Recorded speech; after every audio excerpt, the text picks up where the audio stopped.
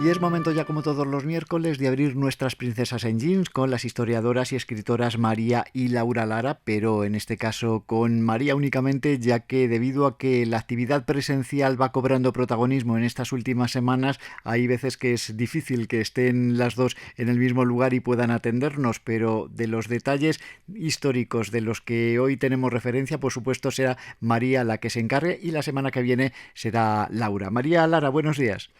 Hola César.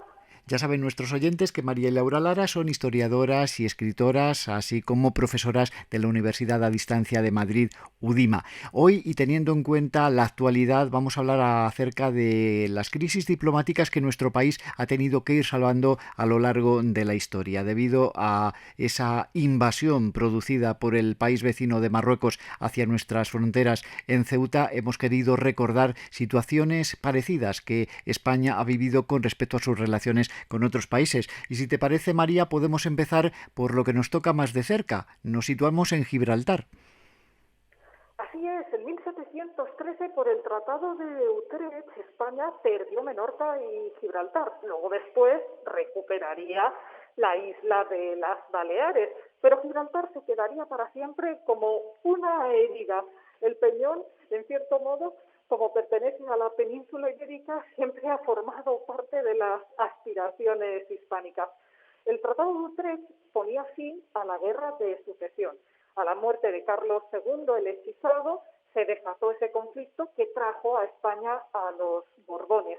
Y en 1946 la Organización de las Naciones Unidas declaró que Gibraltar era un territorio no autónomo perteneciente a la soberanía británica, pero que necesitaba un proceso de descolonización, lo cual no suponía cambiar de manos, sino adaptar su forma de gobierno. Actualmente, el gobierno de Gibraltar es elegido democráticamente, pero en los años 60 del siglo XX, durante el franquismo, hubo muchas campañas para tratar de recuperar Gibraltar, o por lo menos titulares que parecía que mostraban un interés por Gibraltar como si fuera una pieza esencial del puzzle español.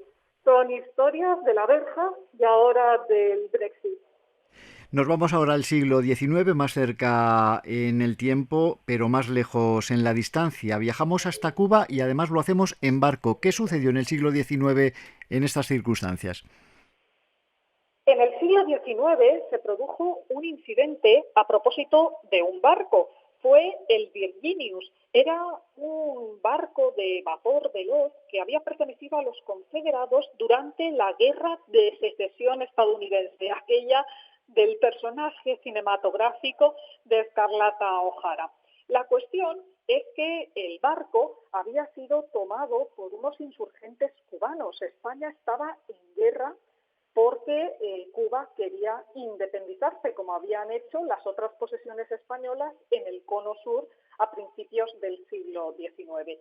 Y el 31 de octubre de 1873, el Virginius fue capturado por la corbeta española Tornado.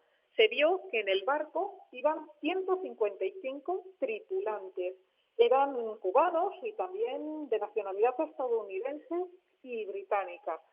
Se hizo un consejo de guerra y España, por tanto, fue responsable de la muerte de 53 personas del barco. Gran Bretaña y Estados Unidos lo consideraron un ataque a sus ciudadanos, habían sido matados, en este caso acusándolos de piratería, y España tuvo que dar indemnizaciones tanto a Estados Unidos como a Gran Bretaña. Y nos vamos ahora a 1898. El desastre estaba servido también para nuestra diplomacia. Pues ocurrió a raíz de una carta. El encontronazo vino por la carta de Enrique Dupuy de Lom, que era el embajador español en Estados Unidos. La epístola había sido enviada por este señor a José Canalejas. Pero expliquemos qué hacía Canalejas en América. Canalejas, el futuro presidente del gobierno durante años iniciales del siglo XX, en 1897 se encontraba de visita en Estados Unidos. y fue acompañado de Dupuy de Lome a visitar al presidente americano William McKinley en Washington. Después de la visita, pues compartieron algunas impresiones Canalejas y Dupuy de Lome, y Dupuy de Lome le mandó una carta a Canalejas donde no dejaba en buen lugar a McKinley y decía que era un politicastro y un populachero, además de un presidente débil. Canalejas, después de estar en Estados Unidos, se fue a Cuba y en La Habana alguien le sacó la carta y interceptó, por tanto, ese mensaje que le había mandado el embajador español. Pero en el reparto de actores entra otro personaje, William Randolph Hearst, del que hemos hablado Laura Lara y Letras desde el confinamiento en otros momentos, porque es el ciudadano Kane de la película, el Sí, magnate de es la verdad.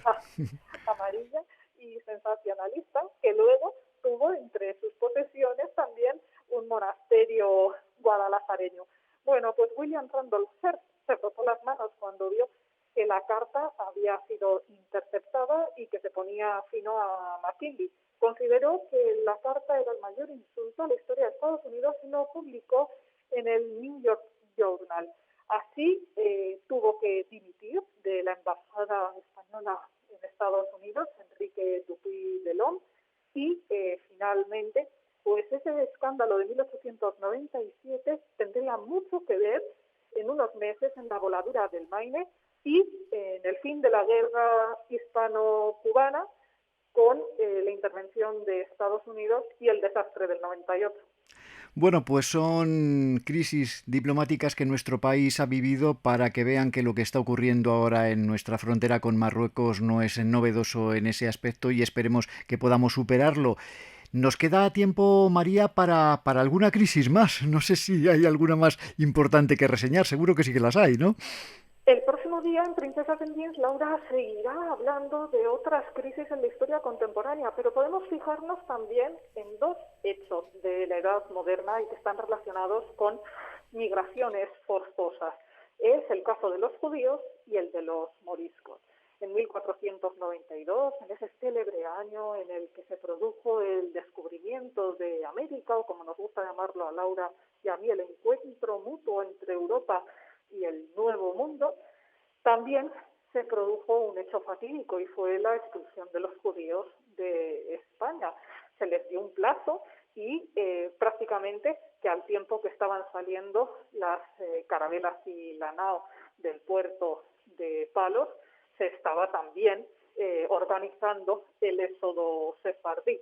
Los sefardíes siempre llevaron a gala ese origen español, lejos de sentirse frustrados por haber sido expulsados cuando estaban levantando en gran medida el país con su ciencia y con su actividad profesional, los sefardíes se siguieron acordando de España, de Sefarad, como si fuera su madre patria. Y en 2015, desde el Ministerio de Justicia, se abrió el plazo de 4 años para que, acreditando las genealogías, pudieran regresar esos judíos que, como dijo el sultán turco, parece que los reyes castellanos y aragoneses del momento, Isabel y Fernando, estaban echando riqueza de sus reinos para que se instalaran los judíos en el norte de África y también en otros puntos de Europa y Asia, teniendo un epicentro en Salónica. ¿Y en cuanto a los moriscos? Y de los moriscos, en 1609, en la época de Felipe III, también se produce esa expulsión lamentable que afectó especialmente a las zonas donde estaban más trabajando en el campo, como por ejemplo en Valencia, y también en profesiones como la artesanía. Y en el siglo XVII hay toda una corriente que es el arbitrismo, que eran como los especialistas en historia económica para tratar de arrojar luz ante la crisis que se avecinaba, una crisis económica y de corrupción política que hizo del siglo de oro español una etapa de incertidumbre en el plano pragmático. Pues también muchos oficios quedaron casi desiertos, especialmente los que estaban relacionados con el trabajo de la artesanía y con la parcería en el campo después de la expulsión de los moriscos. Estas dos salidas forzosas estaban motivadas porque desde 1478, con el establecimiento de la Inquisición, y desde la toma de Granada de 1492, en la península ibérica, tanto en lo que hoy es España como en Portugal, se promovía una sola fe. Lo dejamos aquí, no hay tiempo para más. El próximo miércoles seguiremos analizando esas crisis diplomáticas a las que se ha enfrentado nuestro país a lo largo de la historia. María Lara, hasta la semana que viene, aunque será Laura a quien daremos más protagonismo ese día, ¿de acuerdo? Muy bien, gracias.